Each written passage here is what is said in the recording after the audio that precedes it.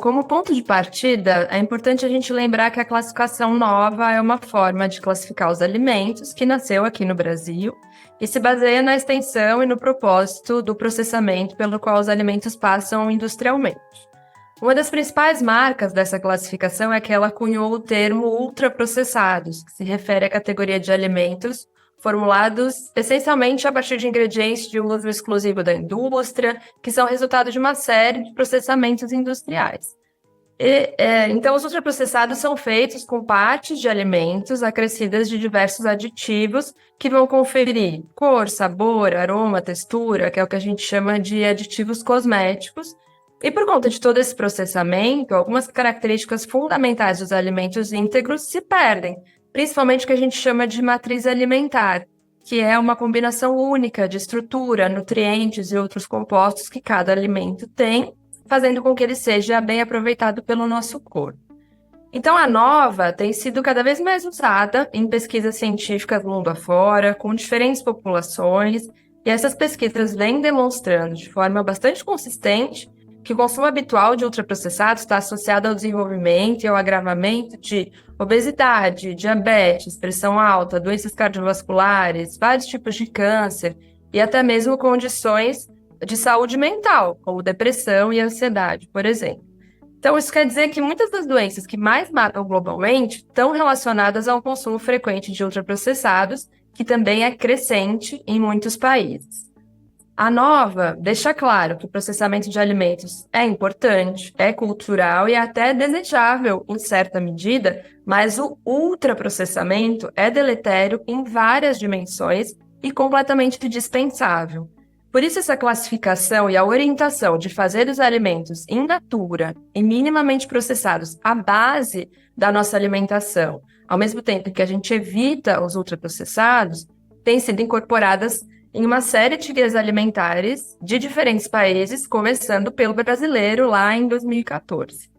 Isso demonstra que a classificação nova tem recebido reconhecimento mundial na medida em que ela representa uma mudança de paradigma em alimentação e nutrição, porque ela tira o foco da composição nutricional dos alimentos apenas,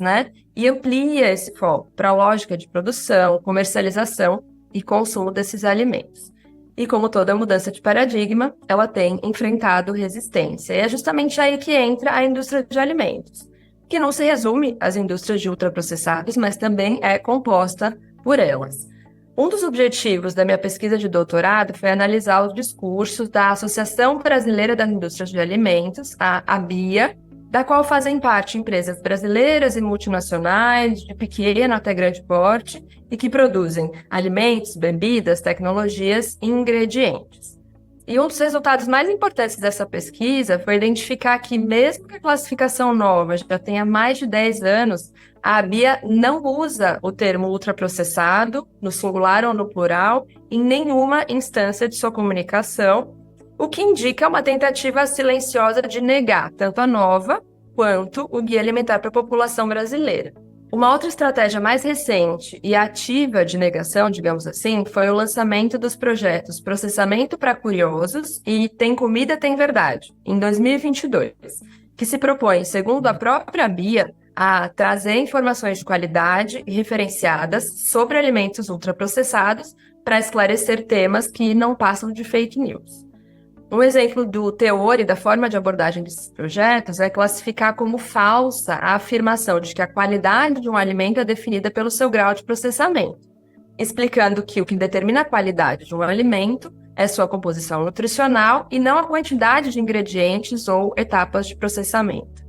Então, a partir dessa e de outras afirmações e ações, a ABIA contraria frontalmente a classificação nova e o Guia Alimentar para a População Brasileira, tendo como base o nutricionismo, que é um paradigma que dá maior enfoque aos nutrientes que compõem os alimentos, seus teores e seus efeitos isolados no organismo humano, de forma simplificadora e fragmentada, e que não dá conta da complexidade dos alimentos, da combinação em refeições e padrões alimentares e, menos ainda, da complexidade do sistema alimentar como um todo. Isso não acontece por acaso, Diferentes autores já demonstraram que a manutenção do nutricionismo é de interesse das grandes corporações de alimentos e bebidas, uma vez que muito da sua expansão e do poder que elas têm hoje em dia vem justamente da capitalização desse paradigma já ao longo de décadas. Esse movimento de negar e, consequentemente, de não assumir a responsabilidade pelos efeitos prejudiciais da produção, da publicidade e do aumento do consumo dos ultraprocessados